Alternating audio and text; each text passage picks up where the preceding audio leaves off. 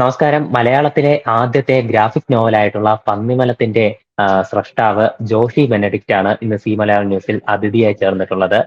നമസ്കാരം ചേട്ടൻ. നമസ്കാരം. നമസ്കാരം. ഓക്കെ. ഈ പന്നിമലത്ത് അത് മലയാളത്തിലെ ആദ്യത്തെ ഗ്രാഫിക് നോവലാണെന്ന് പറഞ്ഞപ്പോ പലർക്കും അറിയാവുന്ന കാര്യമാണ്. ഇന്ത്യ കോമിക് ഫെസ്റ്റിൽ ഉൾപ്പെടെ ഇത് പ്രദർശിപ്പിച്ചിട്ടുണ്ട്.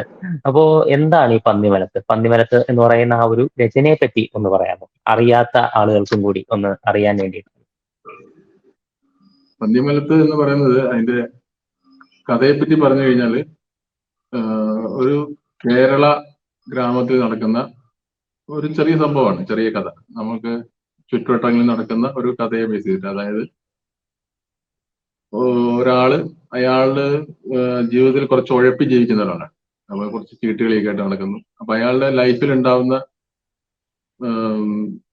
ചില മാറ്റങ്ങൾ, അപ്പൊ അതിൽ നിന്ന് ഈ ചീട്ടുകളികൾ ഉണ്ടാകുന്ന ഉപദ്രവങ്ങൾ, അയാളുടെ ഫാമിലിക്ക് ഉണ്ടാകുന്ന ബുദ്ധിമുട്ടുകൾ, അയാളുടെ ചുറ്റുവട്ടത്തുണ്ടാകുന്ന കുറച്ച് പ്രശ്നങ്ങൾ, അപ്പൊ അതിനെ കുറച്ചുകൂടെ എന്താ പറയുക, കഥ രീതിയിൽ സമീപിച്ച് ചെയ്യുന്നൊരു അങ്ങനെയാണ് അതിന്റെ ആശയം. ഗ്രാഫിക് ഏതാ ചൂതാട്ടമാണ് ഒരു മെയിൻ സബ്ജക്റ്റ് ആയിട്ട് വരുന്നത് ഈ പന്നിമലത്ത്. അതെ, പന്നിമലത്ത് എന്ന് പറയുന്നത് ശരിക്കും ഈ ചീട്ടുകളിയിൽ വരുന്ന ഒരു പൈസ വെച്ച്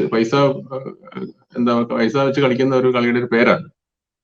അപ്പൊ നമ്മൾ ഈ കഥയില് അതിന് പുള്ളിമലത്ത് നിന്നാണ് ആ പേര് ഉപയോഗിക്കുന്നത്. പന്നിമലത്ത് എന്നുള്ള വേറൊരു കഥയുടെ ഭാഗമായിട്ട് വരുന്ന ഒരു വാക്കായിട്ട് ഉപയോഗിക്കുന്നത്. അപ്പൊ അതാണ് അങ്ങനെ പേര് കൊടുത്തേക്കുന്നത്. ചീട്ടുകളിയിൽ നമ്മുടെ നാട്ടുമ്പുറത്തൊക്കെ പറയപ്പെടുന്ന ഒരു കളിയുടെ പേരാണ്. പൈസ ഏറ്റവും കൂടുതൽ നഷ്ടപ്പെടാൻ സാധ്യതയുള്ള ഒരു കളിയാണ്. അങ്ങനത്തെ ഒരു ചൂതാട്ടം എന്ന് പറയാം, ചീട്ടുകളിയുടെ ഒരു ഇതാണ്. അപ്പം ഈ അഡിക്ഷൻ, നമുക്ക് ഈ ചീട്ടുകളിൽ ഉണ്ടാകും, അതുപോലെ ചീട്ടുകളി പോലത്തെ പല സംഗതികളുണ്ടാകുന്ന അഡിക്ഷനെ ബേസ് ചെയ്തിട്ടുള്ള അതുകൊണ്ടുണ്ടാവുന്ന അതിനെ ബേസ് ചെയ്തിട്ടുള്ള ഒരു കഥയായിട്ട് പറയാം.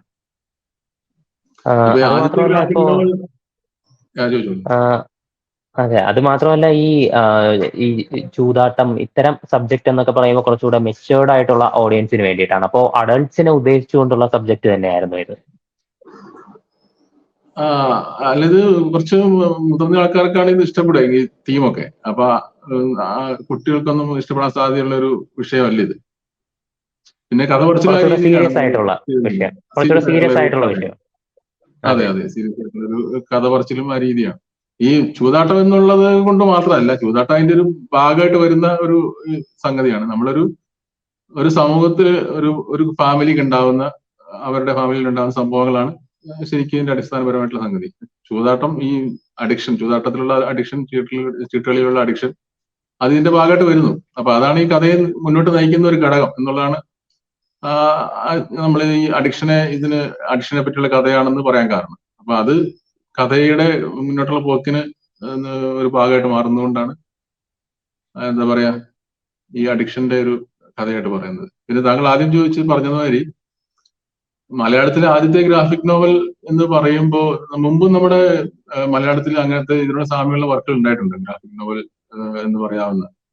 അപ്പൊ നമ്മുടെ കാർട്ടൂണിസ്റ്റ് EP ഉണ്ണിയാണെങ്കിൽ അദ്ദേഹം മുമ്പൊക്കെ ചില വാർഷിക പതിപ്പുകളിൽ, അദ്ദേഹം ഇംഗ്ലീഷിൽ കാർട്ടൂൺ വരയ്ക്കുന്ന വളരെ പ്രസിദ്ധനായ മനുഷ്യനാണ്.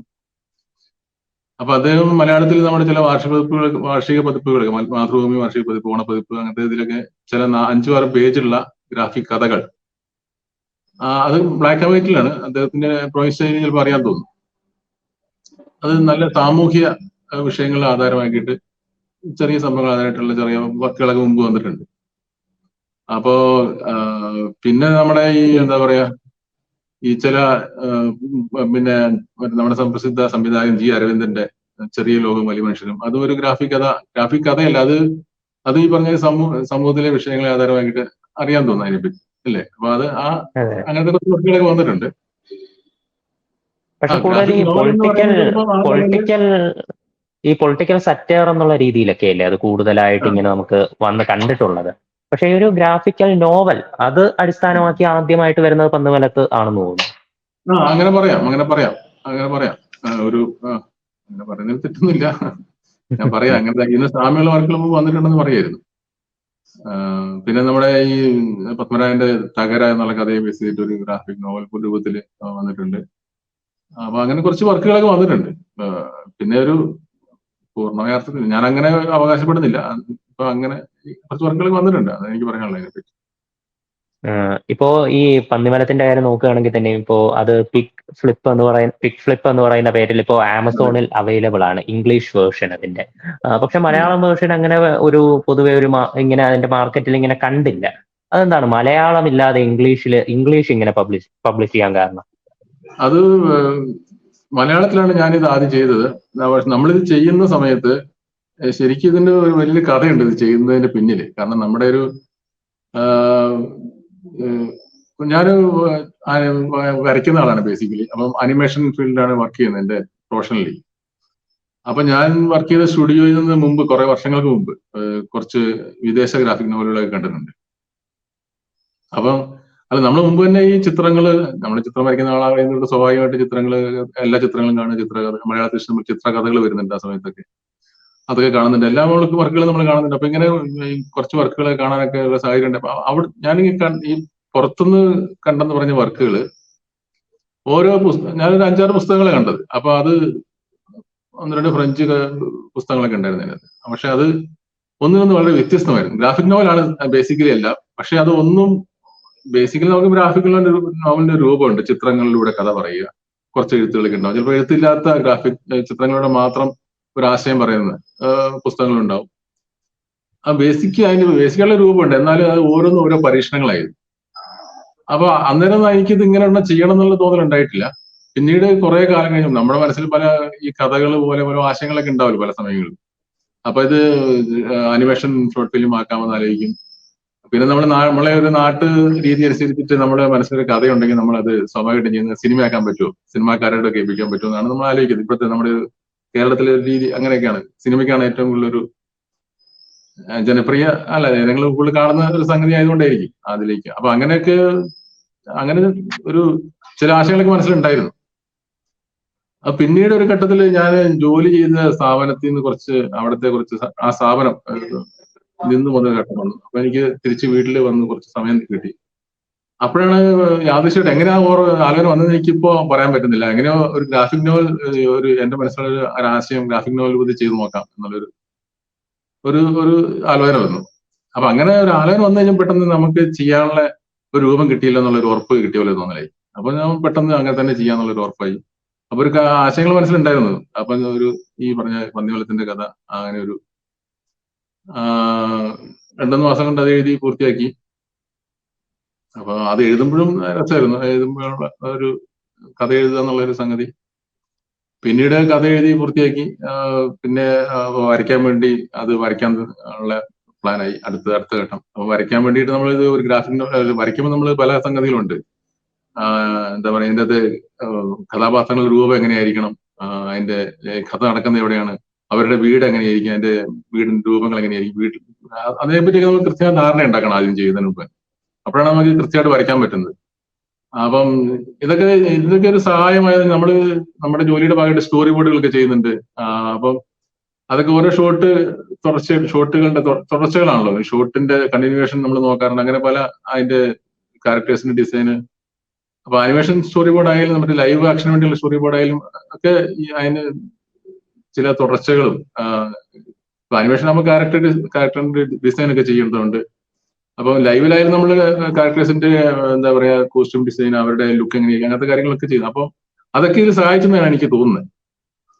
അപ്പൊ നമ്മള് ഇത് ചെയ്യുന്നതിന് മുമ്പ് ഇതിന്റെ സ്റ്റൈൽ എങ്ങനെയായിരിക്കണം, വാട്ടർ കളർ ചെയ്യുന്നത് എങ്ങനെയായിരിക്കണം, അത് പിന്നെ ഡ്രോയിങ് എങ്ങനെ ചെയ്യണം, ലൈൻസ്. ഞാനൊക്കെ അന്ന് ഓർക്കുന്നുണ്ട്, ഇപ്പൊ പേപ്പറിൽ ലൈൻ വരച്ചു കഴിഞ്ഞാൽ അത് വാട്ടർ കളർ ചെയ്യുമ്പോൾ ഇങ്ക് വെച്ച് വരച്ചു കഴിഞ്ഞാൽ അത് വാട്ടർ കളർ അതിൽ അപ്ലൈ ചെയ്യുമ്പോൾ അത് പരക്കാൻ സാധ്യതയുണ്ട് ആ ലൈന്. അപ്പൊ അങ്ങനത്തെ കുറച്ച് ടെക്നിക്കൽ കാര്യങ്ങൾ. അപ്പൊ അങ്ങനെയൊക്കെ ഇതൊക്കെ പരിഹരിച്ച് കുറച്ച് സമയം എടുത്തിട്ട് നമ്മൾ എങ്ങനെ ചെയ്യേണ്ടെന്ന് സ്റ്റൈല് തിരിഞ്ഞിട്ടുണ്ടായിരുന്നു. അങ്ങനെയാണ് പിന്നെ ഒരു 6 മാസം എടുത്തത് വരച്ച് പൂർത്തിയാക്കാൻ വേണ്ടിയിട്ട്. അങ്ങനെയാണ് ഇത് ആവുന്നത്. അപ്പൊ ഇത് ചെയ്യുമ്പോൾ നമ്മൾ ഇത് എവിടെയാണ് പബ്ലിഷ് ചെയ്യുക എന്നൊന്നും ഇത് എങ്ങനെയാണ്, ആരെയാണ് കാണിക്കുക, അങ്ങനൊന്നും കൂടുതലായിട്ട് അതിനെപ്പറ്റി ആലോചിച്ചിട്ടില്ല. അപ്പൊ നമ്മുടെ മനസ്സിൽ ഇത് ചെയ്യണം എന്നുള്ള ഒരു ഒറ്റ ആഗ്രഹം മാത്രമേ ഉള്ളൂ, ഗ്രാഫിക് നോവൽ ചെയ്യുക. അപ്പൊ അങ്ങനെ ചെയ്യാനുള്ള നമ്മുടെ മനസ്സിലൊരു ആശയമുണ്ട്, അതിങ്ങനെ ഗ്രാഫിക് നോവൽ ചെയ്യാൻ നമ്മൾ തീരുമാനിച്ചു. ചെയ്യാം. അപ്പൊ അങ്ങനെ അത് ചെയ്യുന്നു. അപ്പൊ അങ്ങനെ ചെയ്ത് കഴിഞ്ഞപ്പോൾ പിന്നെ ഇത് പബ്ലിഷ് ചെയ്യണം, എവിടെയെങ്കിലും പബ്ലിഷ് ചെയ്യണം എന്നുള്ളൊരു ആഗ്രഹമായി. അപ്പൊ അങ്ങനെ ചില പബ്ലിഷേഴ്സിന് നമ്മുടെ ആനുകാലിക പ്രസിദ്ധീകരണങ്ങൾ, അങ്ങനെ നമ്മുടെ വാരികകളുണ്ടല്ലോ, അപ്പൊ അങ്ങനെ ചിലരെ കാണിച്ചു. അപ്പൊ അത് ചിലത് ചെയ്യാന്നൊക്കെ പറഞ്ഞു, പക്ഷെ പിന്നീട് നടന്നില്ല. അപ്പൊ അങ്ങനെ വന്നപ്പോഴാണ് മനോരമ ഓൺലൈനിൽ അവസാനം പബ്ലിഷ് ചെയ്യാനുള്ള ഒരു ചാൻസ് കിട്ടി. അത് പബ്ലിഷ് ചെയ്തു. അപ്പോഴാണ് ഇത് ആൾക്കാർ കണ്ടു. അപ്പൊ കുറച്ചുപേരെ കണ്ടത് ഇങ്ങനെ അഭിപ്രായങ്ങളൊക്കെ പറയുന്നുണ്ടായിരുന്നു. അത് കഴിഞ്ഞിട്ടാണ് അത് പബ്ലിഷ് ചെയ്ത് കഴിഞ്ഞ ഉടനെയാണെന്ന് എനിക്ക് തോന്നുന്നു ഈ കൊച്ചിയിലൊരു comics festival, India comics fest എന്ന് പറഞ്ഞിട്ട് അതിന്റെ അത് ബോംബെയിലും ഡൽഹിയിലൊക്കെ മുമ്പേ നടന്നു വരുന്നതാണ്. അപ്പം കേരളത്തിൽ ആദ്യമായിട്ട് വരികയാണ്.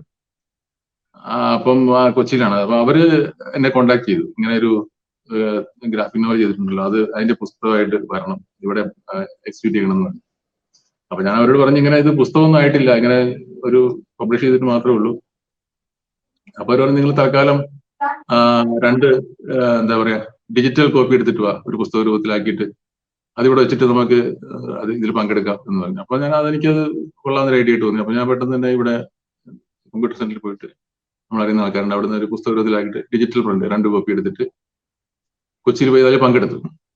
അപ്പൊ അവിടുന്ന് ഇതിന് കുറച്ച് ആൾക്കാർ ഇത് വാങ്ങാൻ താല്പര്യപ്പെട്ടു വന്നു, ഇത് കോപ്പി വേണമെന്നല്ല. അപ്പൊ എനിക്ക് കോപ്പി കൊടുക്കാൻ ഉണ്ടായിരുന്നില്ല. അപ്പൊ അവരുടെ അഡ്രസ്സൊക്കെ വാങ്ങിയിട്ട് ഞാൻ വന്നിട്ട് പിന്നെ അപ്പം ഞാൻ സ്വന്തമായിട്ട് ഈ സ്ഥലത്ത് തന്നെ പോയിട്ട് കുറച്ച് കോപ്പികൾ അടിച്ച് അവർക്ക് അയച്ചു കൊടുത്തു.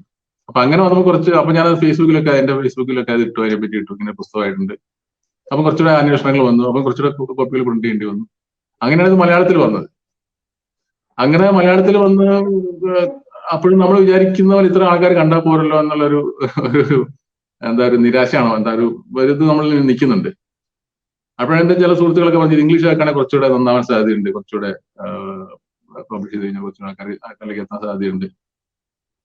അങ്ങനെ എന്റെ ഒരു സുഹൃത്ത് ബാബുരാജൻ പറഞ്ഞ ഒരാളാണ് KK മുരളീധരൻ.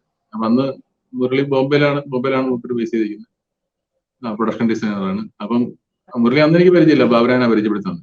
മുരളി ഇത് കണ്ട ഉടനെ തന്നെ നമുക്ക് ചെയ്യാന്ന് പറഞ്ഞു. അങ്ങനെ ട്രാൻസ്ലേറ്റ് ചെയ്ത് തന്നു. പിന്നെ വീണ്ടും നമ്മൾ ഇതുപോലെ പല പബ്ലിഷറെ അടുത്ത് അന്വേഷിച്ച് പോയി. അവസാനം ഹാർപ്പർ കോളിൻസിൽ എത്തിക്കഴിഞ്ഞപ്പോൾ അവരത് ചെയ്യാന്ന് പറഞ്ഞു.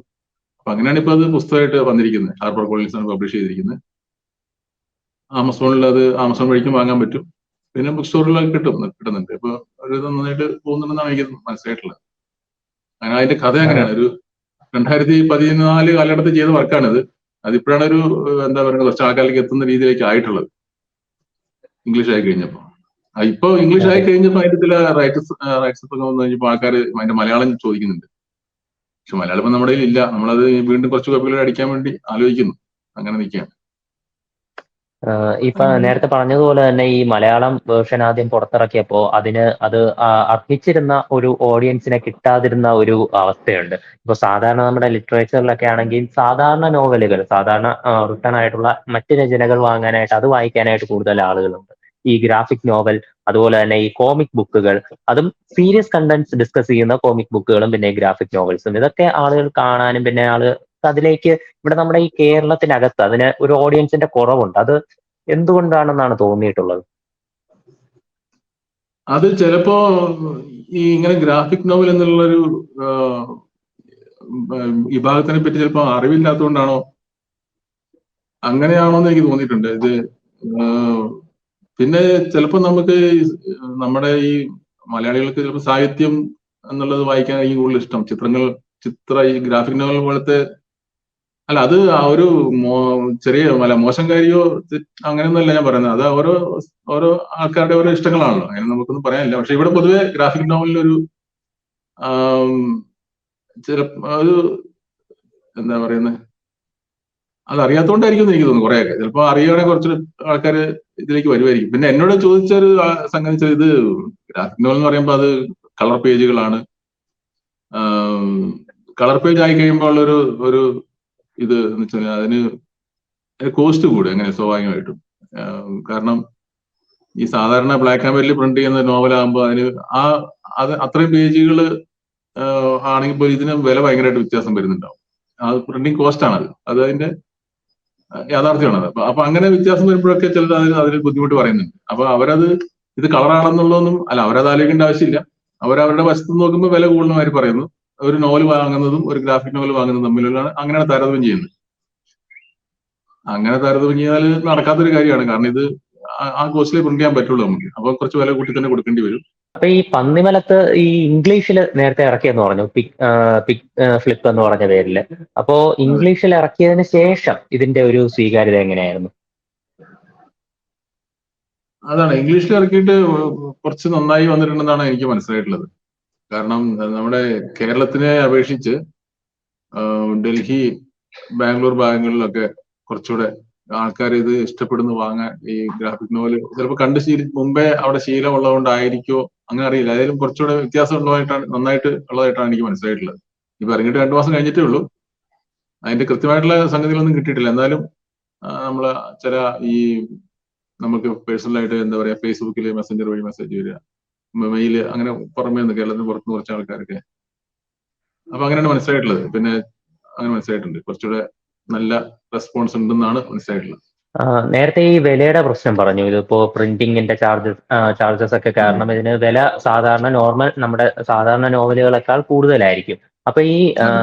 വിലയുടെ പ്രശ്നം കാരണം തന്നെ കുറച്ച് എലൈറ്റ് ഓഡിയൻസിലേക്ക് മാത്രമായി ആണ് ഈ ഒരു ഈ കോമിക് ബുക്കുകളാണെങ്കിലും ഇപ്പോ ഈ ഗ്രാഫിക് നോവൽസ് ആണെങ്കിലും എത്തുന്നത്. അപ്പൊ ഈ നമ്മുടെ സാധാരണ ഇവിടെ നാട്ടിലുള്ള ബുക്ക് സ്റ്റാളുകളിൽ അതൊക്കെ ഈ ലഭ്യമാക്കാൻ, അല്ലെങ്കിൽ സാധാരണ ആളുകളിലേക്ക് ഇറങ്ങിച്ചെല്ലാനായിട്ട് എന്തെങ്കിലും മാറ്റം വരുത്താനായിട്ട് ഉദ്ദേശിക്കുന്നുണ്ട്? ഭാവിയിൽ ഈ രംഗത്താണെങ്കിൽ എന്തെങ്കിലും മാറ്റം വരുത്താനായിട്ട് പറ്റുമോ? അത് എന്റെ ഞാൻ ചെയ്തപ്പം ഞാൻ ഡിജിറ്റൽ പ്രിന്റ് ആണ് ചെയ്തത്. അപ്പം സ്വാഭാവികമായിട്ടും എന്താ പറയാ, ഓഫ്സെറ്റ് പ്രിന്റ് ചെയ്യുന്നതിനെക്കാട്ടിലും പിന്നെ വില കൂടുകയും ചെയ്യാം. നമ്മള് ഒരു കോപ്പി വേണമെങ്കിൽ നമുക്ക് അടിക്കാൻ പറ്റും ഡിജിറ്റലായിട്ട് ചെയ്യുമ്പോൾ. അപ്പൊ അങ്ങനെ അതുകൊണ്ട് തന്നെ അതിന് പിന്നെ വില കൂടും. അപ്പൊ ഇനി ഓഫ്സെറ്റ് അടിക്കുകയാണെങ്കിൽ കുറച്ച് വില കുറയ്ക്കാൻ പറ്റുമായിരിക്കും. അപ്പൊ അല്ല, അതിപ്പോ ഈ ഒരു പുസ്തകം വാങ്ങാൻ വേണ്ടി ഒരു 600 രൂപ മുടക്കാനൊക്കെ ഇവിടുത്തെ എല്ലാവർക്കും താല്പര്യം, ഇത് കാണാൻ താല്പര്യം എല്ലാവർക്കും പറ്റുമെന്നാണ് എനിക്ക് തോന്നുന്നത്. കാരണം നമുക്കിപ്പോ ഒരു സിനിമ കാണണമെങ്കിൽ പോലും 10-200 രൂപ മുടക്കണം ഒരാൾക്ക്. അപ്പം അത് അങ്ങനെ അത്ര ഭയങ്കരമായ വില കൊള്ളൊന്നും ഇല്ല ഇതിന്. പിന്നെ അത് ഒരു താല്പര്യം കൂടിയാണ്. അപ്പൊ താല്പര്യം ഉണ്ടെങ്കിൽ വാങ്ങാവുന്നുള്ളതാണ് എനിക്ക് തോന്നുന്നത്. അപ്പോൾ ഈ കൂടുതൽ ഈ കേരളത്തിലെ ആളുകൾക്ക് ഈ കോമിക് ബുക്ക് ആണെങ്കിലും അതുപോലെ തന്നെ ഈ ഇപ്പോ ഗ്രാഫിക് നോവൽ ആണെങ്കിലും അതൊക്കെ ഈ കുട്ടികൾക്കുള്ള സാധനങ്ങൾ എന്ന് പറയുന്ന ഒരു തരത്തിലുള്ള ഒരു ചിന്തയുണ്ട്. കാര്യം നമ്മൾ കൂടുതലായിട്ട് ബാലരമയായിട്ടാണെങ്കിലും ബാലഭൂമിയായിട്ടാണെങ്കിലും അങ്ങനെ ഈ കുട്ടികൾക്കിടയിലാണ് ഇത് കൂടുതൽ പ്രചാരണത്തിലുള്ളതായിട്ട് നമ്മൾ കണ്ടിട്ടുള്ളത്. പക്ഷെ പുറത്തൊക്കെ അങ്ങനെയല്ല. അല്ലാതെ കൂടുതൽ ഇപ്പോ മുതിർന്ന ആളുകൾ കാണുന്ന അവർ വായിക്കുന്ന ഇപ്പോ കോമിക് ബുക്കുകളുണ്ട്, ഇപ്പോ ഗ്രാഫിക് നോവൽസ് ഉണ്ട്. അപ്പൊ കേരളത്തിൽ മാത്രം എന്തുകൊണ്ടായിരിക്കും ഇങ്ങനൊരു ട്രെൻഡ് വന്നത്, ഈ കുട്ടികളിലേക്ക് മാത്രം ഇത്തരം രചനകൾ കേന്ദ്രീകരിച്ച് പോയത്? ഇല്ല, അത് ഇവിടെ അങ്ങനെ ഉണ്ടായിട്ടുള്ളൂ. നമ്മള് ചിത്രകഥകളെല്ലാം നമ്മൾ കണ്ടിട്ടുള്ളത് നമ്മുടെ ഇവിടെ കുട്ടികൾക്ക് വേണ്ടിയുള്ള ചിത്രകഥകളാണ് വന്നിട്ടുള്ളത്. അപ്പം സീരിയസ് ആയിട്ടുള്ള ഒരു ഗൗരവത്തിലുള്ള ഒരു വിഷയത്തെ സമീപിച്ചുകൊണ്ടുള്ള അതിനെ എന്താ പറയാ, ചിത്രരൂപത്തിലാക്കിയത് വളരെ കുറവായിട്ടാണ്. പിന്നെ ഗ്രാഫിക് നോവൽ എന്ന് പറയുന്നത് തന്നെ ഈ ചിത്രകഥയായിട്ട് ഗ്രാഫിക് നോവൽ എന്താണ് വ്യത്യാസം എന്നുള്ളൊരു ഒരു ചോദ്യം ഉണ്ടായിട്ടുണ്ട് എന്റെ അടുത്ത് പറയാൻ. അപ്പൊ അത് ശരിക്കും പറയാനുള്ളത്, ഈ ചിത്രകഥ എന്ന് പറയുമ്പോൾ നമ്മൾ സാധാരണ കാണുന്നത് അതിൽ സംഭാഷണങ്ങൾ, ബലൂൺ എന്താ ബോക്സ്, ഒരു വൃത്തം വരച്ച് അതിനകത്ത് സംഭാഷണങ്ങൾ എഴുതിയിട്ട് ഒരു കഥ പറഞ്ഞു പോകുന്ന ഒരു സാധനങ്ങളാണ് നമ്മൾ കണ്ടിട്ടുള്ളത്. അപ്പൊ ഗ്രാഫിക് നോവൽ എന്ന് പറയുമ്പോൾ അത് കുറച്ചുകൂടെ ഗൗരവമുള്ള എഴുത്തായിരിക്കും. കുറച്ചുകൂടെ എഴുത്തിന് കുറച്ചുകൂടെ സാഹിത്യ ഗുണം ഉണ്ടായിരിക്കണം. പിന്നെന്താ പറയാ, അത് എഴുത്തിനപ്പുറത്ത് ചിത്രങ്ങളിലൂടെ ചിലതും പറയാനുണ്ടാവും. ചിലപ്പം ചില കഥാപാത്രങ്ങൾ പറയുന്ന ഡയലോഗിന്റെ ഒരു കഥാപാത്രം ഒരു സംഭാഷണം പറയുമ്പോൾ ചിലപ്പോൾ അയാളുടെ ഉള്ളിൽ ചിലപ്പം അതിന്റെ ഓപ്പോസിറ്റ് ആയിട്ടുള്ള എന്തെങ്കിലും ആയിരിക്കും അയാളുടെ മനസ്സിലുണ്ടാവുക. ആ കഥയുടെ ഓരോ സന്ദർഭം വെച്ചിട്ടാണ് ഞാൻ പറഞ്ഞത്. ചില സന്ദർഭങ്ങളിൽ അയാളുടെ മനസ്സിൽ വേറെ ചിന്തയും അയാൾ പുറത്തു പറഞ്ഞ വേറെ ആയിരിക്കും. അപ്പൊ അങ്ങനെ ഞാൻ ഉദാഹരണം പറയുന്നതാണ്. അപ്പൊ അങ്ങനെ ചില സന്ദർഭങ്ങളിൽ ഈ ചിത്രങ്ങളിലൂടെ നമുക്ക് കുറെ കൂടെ ആ സിറ്റുവേഷനെ നമുക്ക് വ്യക്തമാക്കാൻ പറ്റും ചിത്രങ്ങളിലൂടെ. അപ്പൊ ഈ ചിത്രങ്ങൾക്കാണ് ഈ ഗ്രാഫിക് നോവൽ പ്രാധാന്യം കൂടുതൽ ഉണ്ടാവേണ്ടത്. അപ്പോ പിന്നെ ചില ഈ റിയൽ അല്ലാത്ത ചില ചിത്രീകരണത്തിലൂടെയൊക്കെ നമുക്ക് ആ സന്ദർഭത്തിനെ കുറച്ചുകൂടെ ആൾക്കാരിലേക്ക് എത്തിക്കാനും കുറച്ചുകൂടെ ആൾക്കാർക്ക് അതിന്റെ ആ സന്ദർഭത്തിന്റെ എന്താ പറയാ, സന്ദർഭത്തിനെ പറ്റി കൂടുതൽ മനസ്സിലാക്കാനും കൂടുതൽ ആസ്വദിക്കാനൊക്കെ ചിലപ്പോൾ ഇതുകൊണ്ട് സാധിക്കും. അപ്പൊ അതാണ് ഗ്രാഫിക് നോവലിന്റെ ഒരു അടിസ്ഥാന സംഗതിയായിട്ട് ഞാൻ വിചാരിക്കുന്നത്. എഴുത്തിനപ്പുറത്തേക്ക്, എഴുത്തിലൂടെ വായിക്കുന്നതിനപ്പുറത്തേക്ക് എന്തെങ്കിലും കൊടുക്കാൻ പറ്റുക. ഇത് കാണുന്ന ആൾക്ക്. ഇത് വായിക്കാന്നല്ലോ, വായിക്കുകയും കാണുകയും കൂടെ ചെയ്യുന്ന സാധനമാണ് ഗ്രാഫിക് നോവൽ. വായനയുണ്ട്, കാണുക എന്നുള്ളതാണ് പ്രധാനം. അപ്പൊ ഞാൻ ചെയ്ത രണ്ടാമത്തെ ഗ്രാഫിക് നോവൽ ഈ കൊപ്രാച്ച് അങ്ങനെയാണ്. ഞാൻ കുറച്ചുകൂടെ എഴുത്തിനെ കുറച്ചിട്ട് ചിത്രങ്ങളിലൂടെ അത് പറയാൻ പറ്റുമെന്നാണ് നോക്കിയിട്ടുള്ളത്. അപ്പൊ അത് എഴുത്ത് മാത്രം വായിച്ചു കഴിഞ്ഞാൽ നമുക്ക് അത് എന്താ സംഭവം എന്ന് മനസ്സിലാവില്ല.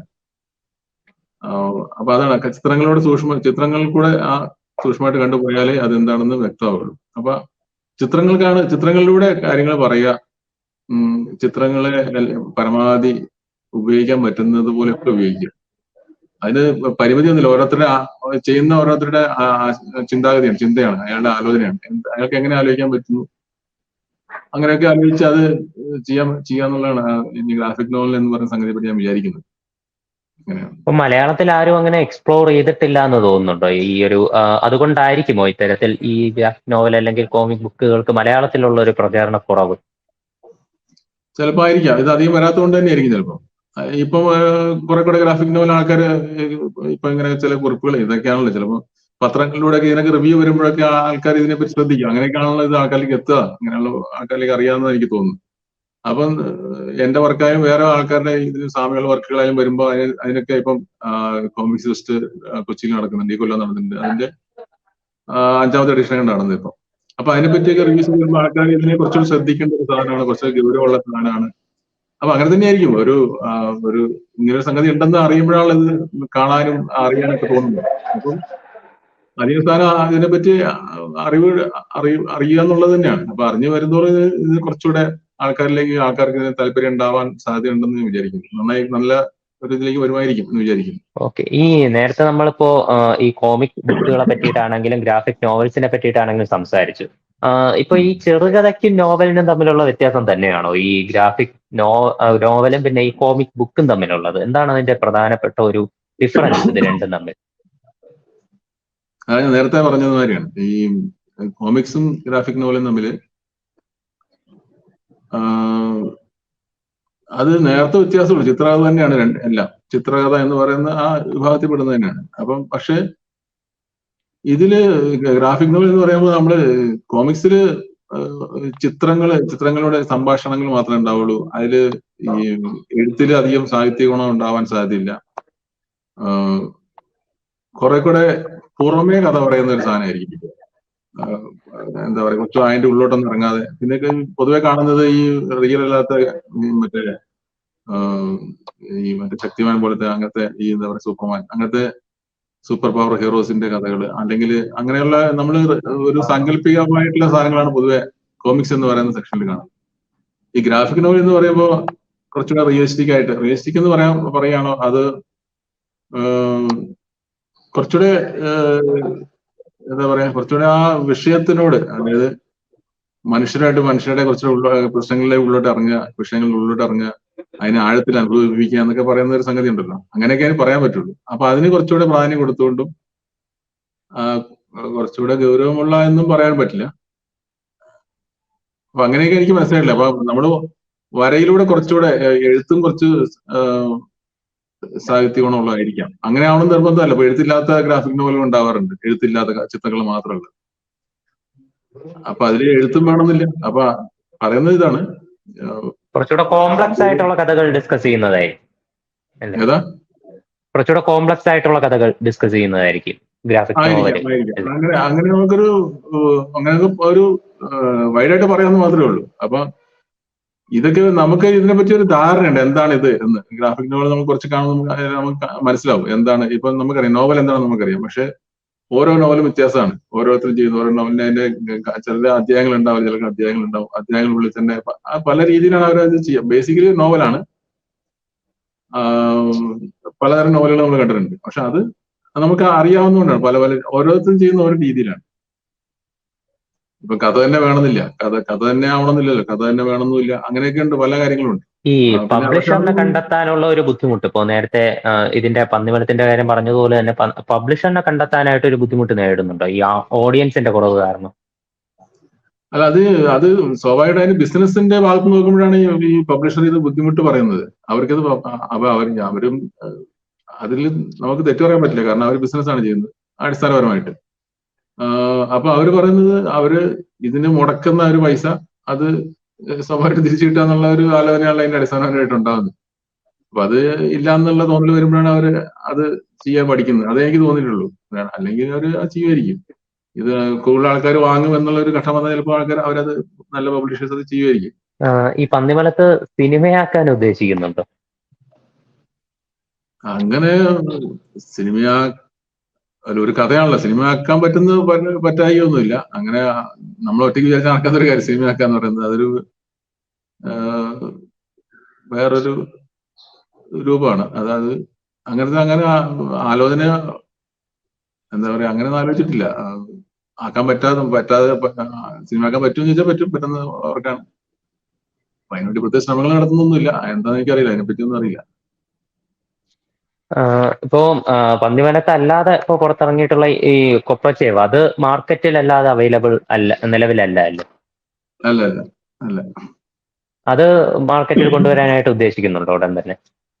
അല്ല, മലയാളത്തിൽ ഉടനെ ചെയ്യണമെന്ന് വിചാരിക്കുന്നുണ്ട്. കുറച്ച് കോപ്പികൾ അടിച്ചിട്ട് കുറച്ച് പേര് ഇപ്പൊ ആവശ്യപ്പെടുന്നുണ്ട് 2 പുസ്തകങ്ങൾ മലയാളത്തിൽ ഓഫ്സെറ്റ് ആയിട്ട് എന്തെങ്കിലും കുറച്ച് പ്രിന്റ് ചെയ്തിട്ട് എന്താ പറയാ, കുറച്ചുകൂടെ മാർക്കറ്റിങ്ങിന്റെ കാര്യങ്ങള് കുറച്ച് സുഹൃത്തുക്കളുടെ സഹായത്തോടെ എന്തെങ്കിലും ഇത് അങ്ങനെ സാധനം പ്രിന്റ് ചെയ്തിട്ടുണ്ടെങ്കിൽ അറിയിക്കാൻ പറ്റുമെന്നുള്ള ഒരു, അപ്പൊ കുറച്ചുപേരൊക്കെ ഒന്ന് നോക്കട്ടെ, അങ്ങനെ ആലോചിക്കുന്നുണ്ട്, അങ്ങനെ ശ്രമങ്ങൾ നടത്തുന്നു കുറച്ച് കോപ്പിയുടെ പ്രിന്റ് ചെയ്യാൻ വേണ്ടിയിട്ട്. ഇത് ഫ്യൂച്ചറിൽ എന്തൊക്കെ വർക്ക്സ് ആണ് ഇതുപോലെ പ്ലാൻ ചെയ്തിട്ടുള്ളത്? ചില ആശയങ്ങളൊക്കെ നമ്മുടെ കയ്യിലുണ്ട്. പക്ഷെ അത് എന്താ ചെയ്യേണ്ടതെന്ന് ഇപ്പൊ ഞാൻ ആനിമേഷൻ ഷോർട്ട് ഫിലിം ചെയ്യുന്നുണ്ട്, ഒന്നിട്ടാണ് ചെയ്തിട്ടുണ്ട്, ഗ്രാഫിക് നോവല്. അപ്പൊ അത് ഇനിയിപ്പോ അടുത്ത് എന്താ ചെയ്യാൻ പോകുന്ന അറിയില്ല.